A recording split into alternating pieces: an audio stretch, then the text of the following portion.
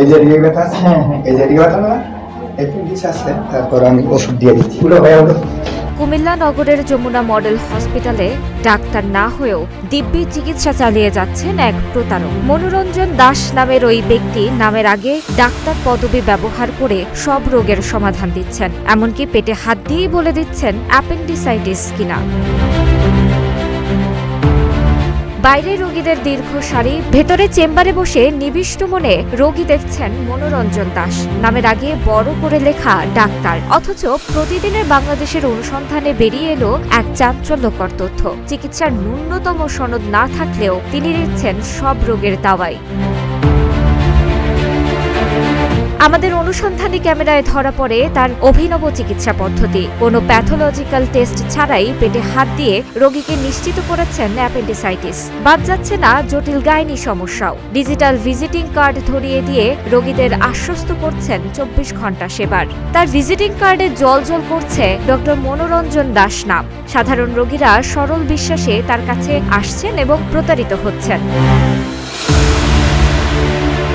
ভুক্তভোগী এক রোগী জানান, উনি তো ডাক্তার হিসেবেই রোগী দেখেন। আমরা সাধারণ মানুষ কি অত কিছু বুঝি? পেটে হাত দিয়ে বড় বড় অসুখের কথা কয় আর অনেক টাকার ওষুধ লিখে দেয়। মুখোমুখি হতেই পাল্টে যায় মনোরঞ্জন দাসের সুর। ডিএমএস ডিগ্রির দাবি করলেও পরে নিজেকে হসপিটালের মালিক হিসেবে পরিচয় দেন। এক পর্যায়ে নিউজ না করার জন্য প্রতিবেদকের কাছে বিভিন্ন রাজনৈতিক নেতার রেফারেন্স এবং অনৈতিক সুবিধা প্রদানের প্রস্তাব দেন তিনি।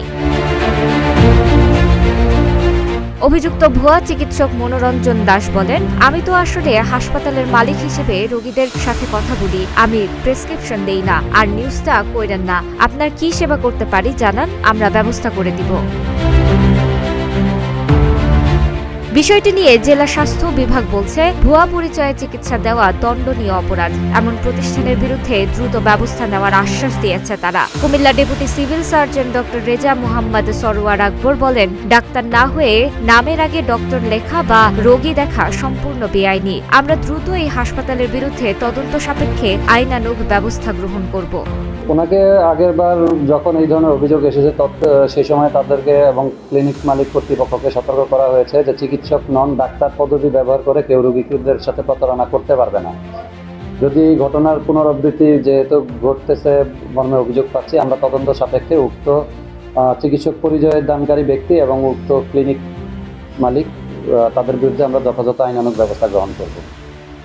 এই বিষয়ে ডেফিনেটলি আইনানুগ ব্যবস্থা গ্রহণ করা হবে। এর সর্বোচ্চ যা শাস্তি বিএমডিসি অ্যাক্ট 2010 অনুযায়ী আইন অনুযায়ী তার জেল এবং জরিমানা অথবা একই সাথে জেল জরিমানা দুইটাই হতে পারে। সাধারণ মানুষের স্বাস্থ্য ঝুঁকি বিবেচনায় এমন ভুয়া চিকিৎসকের দৌরাত্ম্য বন্ধে প্রশাসনের কঠোর হস্তক্ষেপই এখন সময়ের দাবি। আনাজা আফরিন, প্রতিদিনের বাংলাদেশ।